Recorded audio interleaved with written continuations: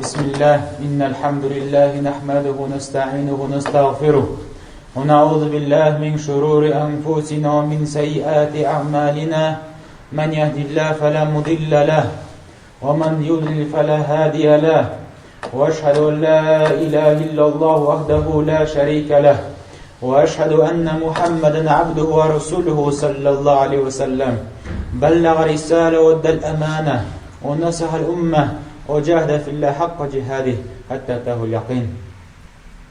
Başa alemlerin terbiyelep, rızıklandırıp duruşu Rabbimizga, ilahimizga başa maqtovlar, başa don seneler, bizning til g'iybatlarimizni, yurak g'iybatlarimizni, a'zolar bilan qilgan g'iybatlarimizni barchalarında bir kimga ilish chiqarmisha Allohga bag'ishlaymiz, Allohga topshiramiz, beramiz.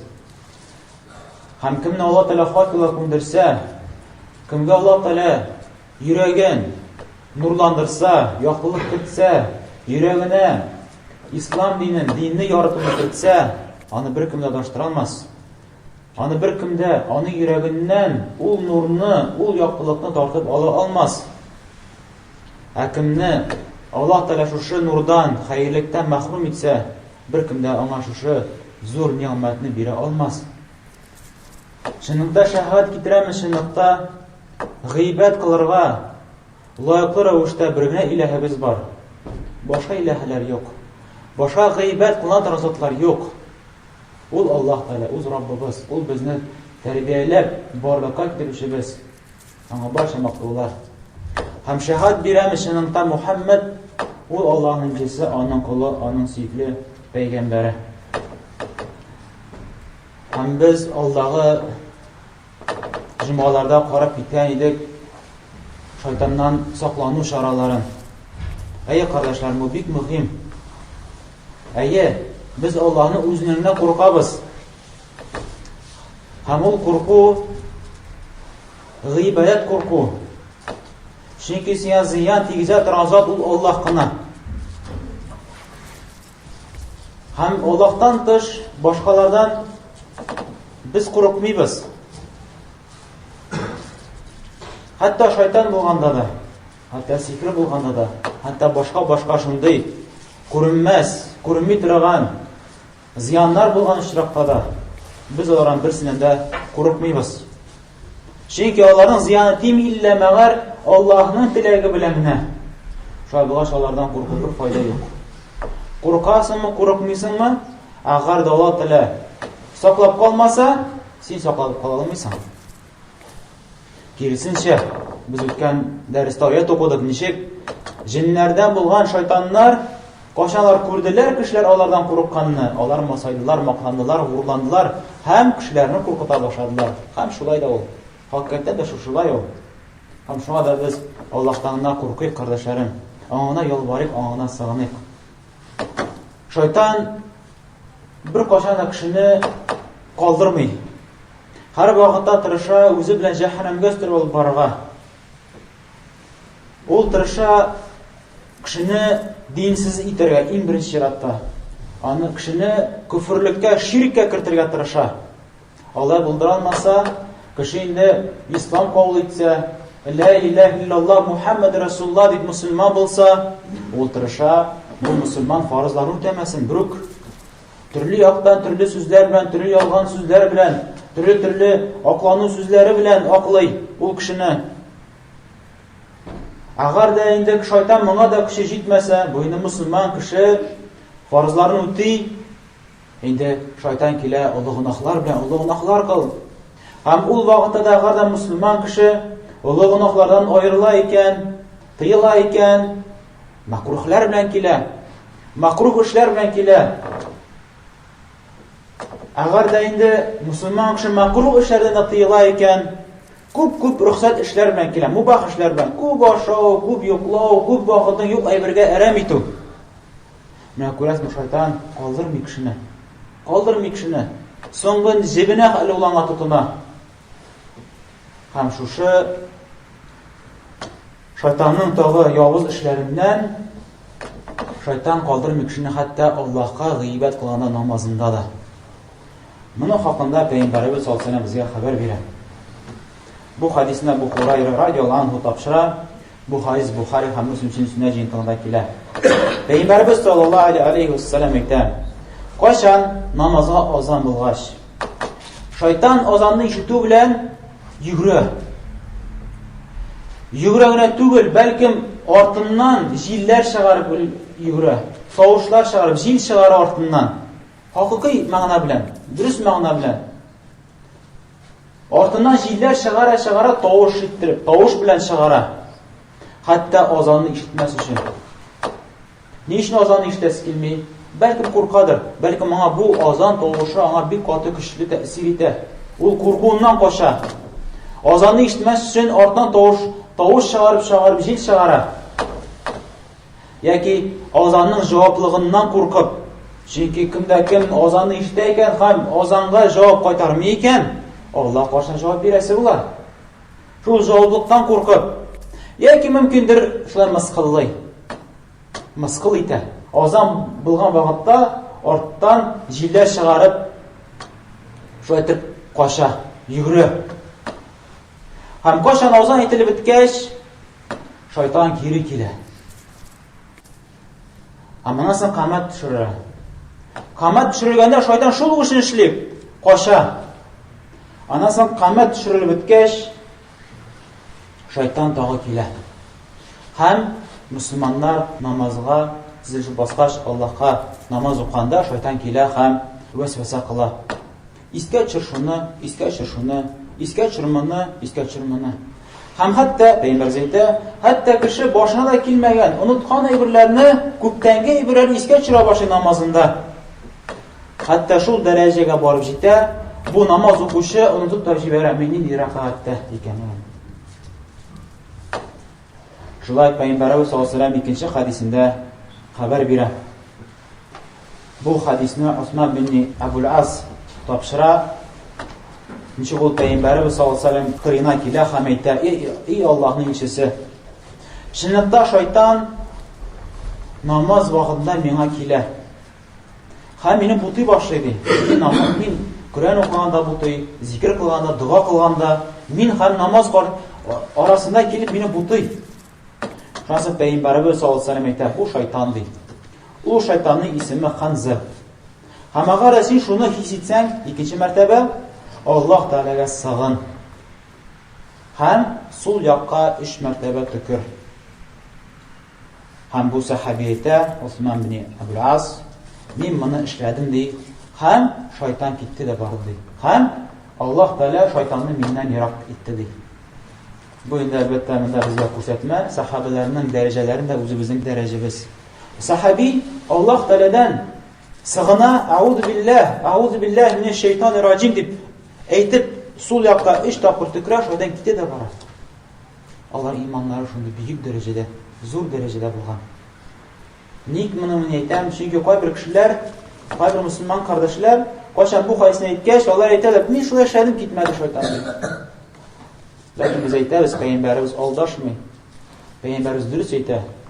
Ләкин кимчелек синдә. Бу хадис Муслимдә килә. Шулай Бухари һәм Муслим сүннәт җыентыгында килә. Бу хадисне Саид бин Мусайб бу табигин имам зур имам тапшыра, Уббад бин Тамимнан, үзенең абысыннан тапшыра. Чынлыкта бер ир кеше килеп Пәйгамбәрбезгә шикаят белдерә.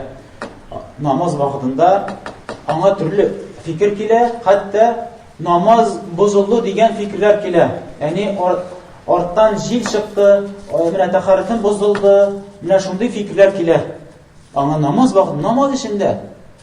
Хәзрәт Пәйгамбәрбез саллаллаһу алейһи ва саллям әйтә, ул намазыннан китмәсен. Хәтта тавыш яки ис сизгәнче. Менә шайтан нинди юлларына кулланмый, хәтта кешенең Аллаһ Тәгаләгә баскан намаз укыган кешене дә тиккә калдырмый.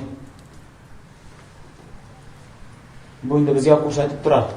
Агар да шайтан шайтыр кешене һәр вакытта битерләсә, җафаласа, кертә башласа, юк синең тәһарәтең бозылды, юк синең тәһарәтең юк синең нәрсәдер булды, юк син рәхәтеңне дөрес кылмадың. Агар да ул дәлилләнмәгән икән, дөрес фикер белән, асыл нигезле фикер белән нигезләнмәгән икән, аңа игътибар итәргә бирергә кирәк түгел. Бу инде пәйгамбәрнең сөннәтеннән булып тора. Шайтанның вәсвәсәсеннән ничек котылырга? Бу бик зур әйбер. Чөнки кайбер кардәшләр бар, күрәсең, шайтан аның белән уйный. Ул бер намазга гына 3-4 тәһарәт алырга мөмкин. Моны җумадым. Оныттым мәсихлар бара. Тәһарәт алып мәчеткә генә менеп кенә җитә. Юк, мин аякны җуып бетермәдем буга. Тага киреп тагы тәһарәт ала. Шайтан уйный андый кешеләр бар. Шуңа үзебезне шайтанны уйнатырга кирәк түгел. Һәм шулай ук тагы Пәйгамбәрбез саллаллаһу алейхи ва саллям әйтә: "Агар да берәрегез намазга басса, һәм берәр кеше аның алдыннан үтеп китәргә тырышса, ул аны туктатсын, ул аны этеп җибәрсен. Чөнки аның белән бергә үтә шайтан. Чөнки аның белән бергә үтә карин, һәм ул шайтан ди. Ягъни кеше үткәндә, яки пси булсын, яки бала бәләкәй бала булсынмы, инде намаз алдыннан сәҗдә белән, сәҗдәнең иң соңгы беткән урын ноктасыннан үзенең басып торган җирдән син беркемне үткәрмә. Чөнки шайтан аның белән бергә үтә һәм тырыша намазны бозырга. Агар да син аны кешене туктатканда, һәм ул туктамый икән, һаман да көрәшә икән, үтеп китәргә тырыша икән намаз алдында, аның белән дә көрәш ди. Хәтта намаз вакытында көрәш, этеш. Хәтта намаз алдыннан үткәреп җибәрмәс өчен. Чынлыкта ул ди шайтан ди. Күрәбез, Пәйгамбәрбез саллаллаһу алейхи ва саллям үзенең сөннәттә ничек күрсәтә безгә шайтаннан саклануга. Һәм шулай ук Пәйгамбәрбез саллаллаһу алейхи ва саллям бер хадисен искә төшеп китмәсә булмый. Бу хадисне Сальман бин Сард тапшыра. Шунда Пәйгамбәрбез саллаллаһу алейхи ва саллям күрде бер ир кешене, ул ачулы булды. Ул ачуы чыгып, бите кызарды, кан тамырлары кабарып чыкты. Анасын Пәйгамбәрбез саллаллаһу алейхи ва саллям шуны иратны күргәч, ул әйтте: "Агар да ул бер сүзне әйткән булса, андый хәлгә барып җитмәс иде. Агар ул әйткән булса, аузу биллаһи минеш шайтанир раҗим, таш белән атылган шайтаннан Аллаһка сыгынамын", инде үзендә булган бу ачулык, бу кан тамырлары кавырулык аннан китеп барыр иде. Чөнки шайтан ул кешенең кан тамыры буйлап йөри. Ул хадисләрдә килә, сахих хадистә килә. Шуның өчен дә аннан саклану фақат Аллаһтан гына була ала.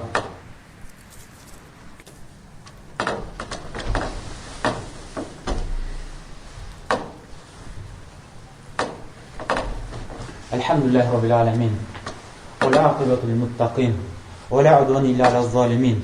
Ва саллаллаху аля набийина Мухаммад ва аля алихи ва асхабихи аҗмаин. Шайтан моның белән туктамый. Ничек моның хакында Пәйгамбәр безгә хәбәр бирә. Ничек Бухари һәм Муслим җиңтында килә, Абу Хурайрадан радиллаһу анху әйтә: "Агар да шайтан берәгезгә килә икән, һәм шундый юк бар сораулар бирә икән, мәсәлән, мен халака кәдә, мен халака кәдә, кем моны барлыкка китерде, кем моны барлыкка китерде, кем моны барлыкка китерде?" Соңыннан соң сорый ул синнән: "Кем Аллаһны барлыкка китерде?" Агар да шундый шубхатлар, шундый вәсвәсәләр килә икән йөрәкләребезгә, инде Аллаһ Тәгалә сыйынсын шайтаннан. Чөнки бу шайтан эше. Моны хакында инде күп кардәшләр килгәне бар. Сорыйлар шундый сүзне. Менә шундый фикерләр килә ди миңа ди. Башка килә. Ягъни шундый нашар фикерләр, яман фикерләр килә. Син беләсең, бу яман фикер, бу нашар фикер. Мондый сораулар туры килми Аллаһка, кем Аллаһны барлыкка китерде? Яки Аллаһ Тәгалә эшли алмаган эшне эшли аламы, яки күтәрә алмый торган ташны күтәрә аламы? Бу нинди сораулар? Нинди акылсыз сораулар? Бу шайтаннан килгән сораулар. Ул тели сине күферлеккә чыгарырга. Шуның өчен мондый вакытта Аллаһка сыгын. Аузу биллаһи минеш шайтанир раҗим. Эшен күңел йөрәктән әйт. Аллаһ Тәгалә аның вәсвәсәсеннән сине коткарачак. Һәм төпле рәвештә беләсең, бу алай түгел. Менә шайтан сиңа вәсвәсә кыла, төрле бар сораулар бирә, һәм син Аллаһ Тәгалә сыгынасың, һәм шайтырып шайтанның вәсвәсәсеннән котласың. Һәм син беләсең, бу ялган әйбер. Шушы шайтанның нашар китергән фикерләрен үзеңә ышану итеп кабул итмә. Менә шушы мөһим.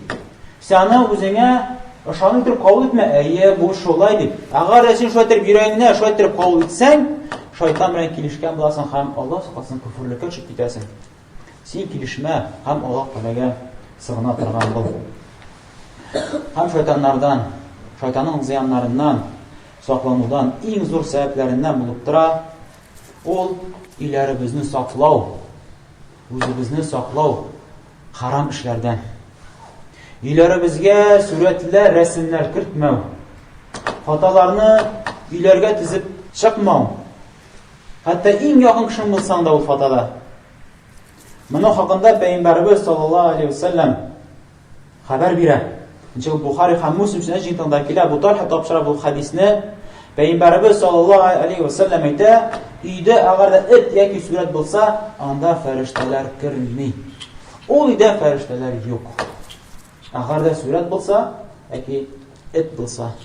Бу хадис Бухари һәм Муслим җинтында килә. Монда ялган юк. Бу Пәйгамбәрбезнең сүзе. Бу Аллаһ Тәгалә җиткерде. Аллаһ Тәгалә яшерен әйберне, күренмәгән әйберне белә. Өеңдә сурәт булса, эт булса, анда фәрештә юк. Фәрештә алмаш кем булсын? Анда шайтан ясы була. Шуның өчен дә иң беренче бу иләребезне чистартыйк, менә шундый фәрештәләр кирми торган хәлдә калдырмыйк, шайтан ясы эшләмик. Һәм шулай ук иләребездә харам әйберләр, карау һәм харам әйберләр тыңлау ул гомумән аннан азат булу кирәк. Чөнки бу шайтанның коралы, шайтанның уены. Ничек Аллаһ Тәгалә әйтә: "Ва минән наси ман яштари лахвал хадис лiyudilla ан сабилиллах бигайри илм." Кешеләр арасыннан бар шундый кешеләр, алар уен сүзне, нәбу уен көлкеле сүзне, монда көлке инде монда ничек Ибн Аббас һәм Ибн Масуд радиллаһу анһума икесеннән дә аңлатма килә бу хадискә, бу ди музыка ди. Кешеләр шушы музыканы сатып алалар, хәтта Аллаһ юлыннан гыйлемсез рәвештә Аллаһ юлыннан кешеләрне тыяр өчен, кешеләрне Аллаһ диненнән тартып чыгарыр өчен. Кеше уйланса, чынлап та музыканың нинди тәэсире бар? Син күрәсең, чынлап та Аллаһның юлыннан аздыра торган, Аллаһның юлыннан ерагайта торган әйбер ул. Чынлап та шушы музыканы тыңлап, син элеккеге бузык эшләрне искә төшерә башлыйсың, сагына башлыйсың, унтыла башлыйсың. Һәм йөрәгең шайтанга ачыла башлый. Менә моннан кардәшләрем сакланыр. Моннан кардәшләр сакланыр. Шайтырып Аллаһның аятларыннан укып, Пәйгамбәр хадисләрен укып, аңладык. Шайтаннан саклану юк, илля мәгәр Аллаһны искә төшерү белән генә. Моны Пәйгамбәр үзе әйтә. Пәйгамбәрбез саллаллаһу алейһи ва саллям үзе әйтә. Бу хадисне без укыдык. Әл-Харз әл-Аш'ари радиллаһу анһу тапшыра бу хадисне Пәйгамбәр үзе әйтә. Сез берегездә үзен шайтаннан коткара алмас, саклый алмас илля Аллаһны искә төшерү белән. Шуңа да Аллаһ Тәгалә әйтә: "Фафирру илаллаһи инни лакум минһу надирун мубин." Аллаһка ашкыныгыз, Аллаһка качыгыз, Аллаһка сыгыныгыз, Аллаһка барыгыз. Чынлыкта мин аннан сезгә ачыктан-ачык кисәтүче. Яни Аллаһның газабыннан, Аллаһның ачуыннан сезне кисәтүче мин. Һәм шулай Пәйгамбәрбез саллаллаһу алейхи ва саллям әйтә: "Ма тағаввада мутағаввизун бимислихима." Шейх Албани рахматуллаһ бу хадисне Абу Дауд җинтында сахихка чыгара. Кул аузу би раббил фалак сурасы, кул аузу би раббин нас сурасы. Бар иң үтемле, иң көчле сүрәләр сыгынган кешегә. Кемдә кем сыгына икән берсенең зыяныннан, менә кул аузу би раббил фалак һәм нас сурасы. Алар иң үтемле, иң файдасы тия торган сүрәләр. Шуның өчен бу сүрәләрне калдырмыйк. Шуңа Пәйгамбәрбез саллаллаһу алейһи ва саллям сүннәте белән иртәнге һәм кичке зикрләрдә 3 мәртәбә уку кирәк. Сүннәте булып тора Пәйгамбәрбезнең. Пәйгамбәрбез саллаллаһу алейһи ва саллям кул Аллаһ сүрәсен, Фалак сүрәсен, Нас сүрәсен 3 мәртәбә укыган. Кич ул икенде намазы белән ахшам арасында, иртән ул иртәнге намазыннан соң. Һәм шулай Пәйгамбәр саллаллаһу алейһи ва саллям ул сүрәләрне укыган йоклар алдыннан, яни ике кулын берләштереп, шушы сүрәләрне укыган һәм анар үргәндә бөтен тәнен дә сыпырып чыгарган. Бу инде Пәйгамбәрбезнең сүннәтеннән булып тора шулай. Аллаһ Тәгалә әйтә: "Ва имма янзаганнака минаш шайтани назг фаста'iz биллах innehu semiyun alim.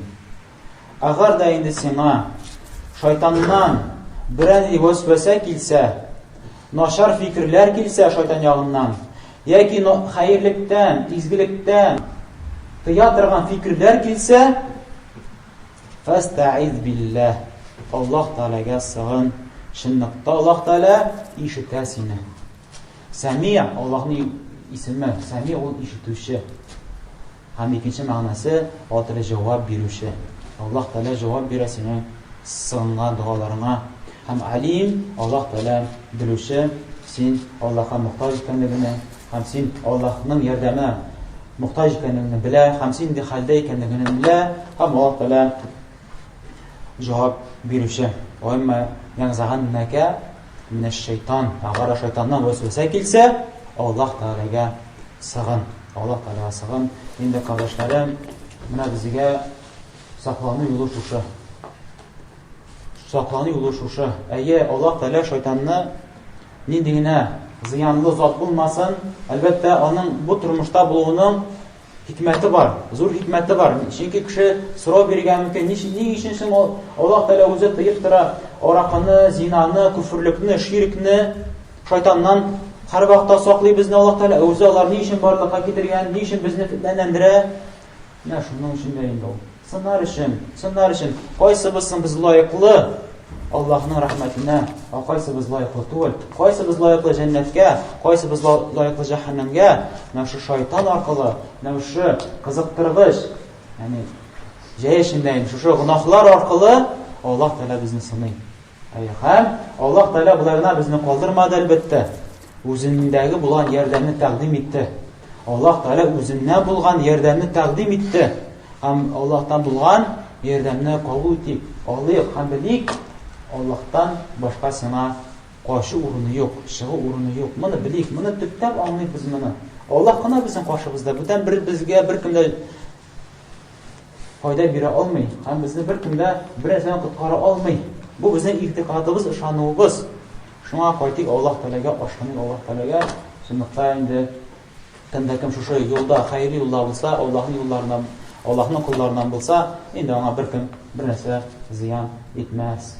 Barakallahu fikum. Subhanakallah bihamd. Eşhedü en la ilahe illallah ve estağfiruke ve Allah'tan sırrı Allah Teala bizim kimseliklerimizi, günahlarımızı gafur kılsın. Allah Teala indi bizden yüreklerimizin hayırlığa yöneldirsin. Günahlardan Allah Teala burup bizim yüreklerimizni ikinci kabro jibersin. Günahlara karata şirkanlık, yaratmalık kırtsın bizim yüreklerimizge.